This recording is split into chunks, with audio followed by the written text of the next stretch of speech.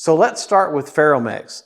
You know, the AC4400, this is the first time it's coming in the zebra scheme, and that is that really eye-catching red, gray, and silver that you're seeing both across North America as well as Mexico. And if you want to big lash-ups, we're doing the Diablo scheme as well, including the Dex Años version. And then we've got the CEFX Bluebirds. And of course, this is a lease unit. It was you could found it on any particular railroad across North America or Mexico. And one of the cool things is if you're a later modeler, there's super easy patch outs for Norfolk Southern. And then we get to CSX, and of course, this is the quintessential locomotive for CSX.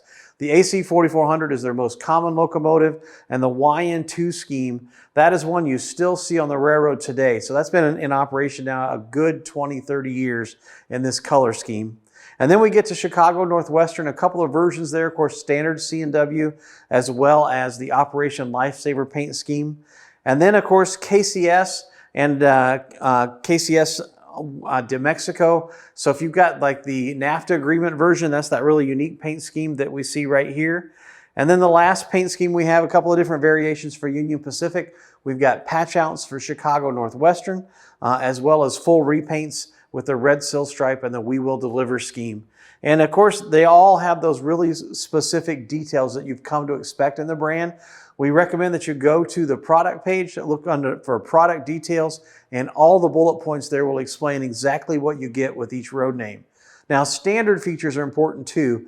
And of course, all the lighting effects, right? You've got your front and rear headlights that operate in the correct direction. You've got lighted number boards, which by the way, are correct for the prototype, whether they're on the nose or whether they're up on the top of the cab.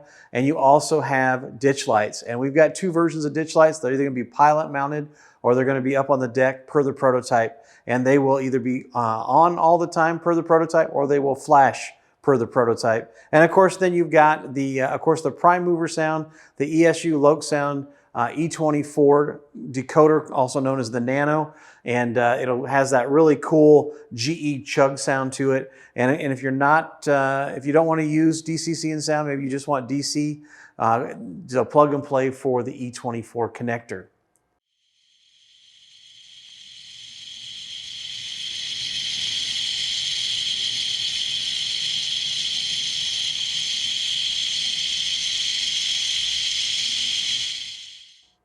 So to learn more about these models or to place your order today, visit us at scaletrains.com.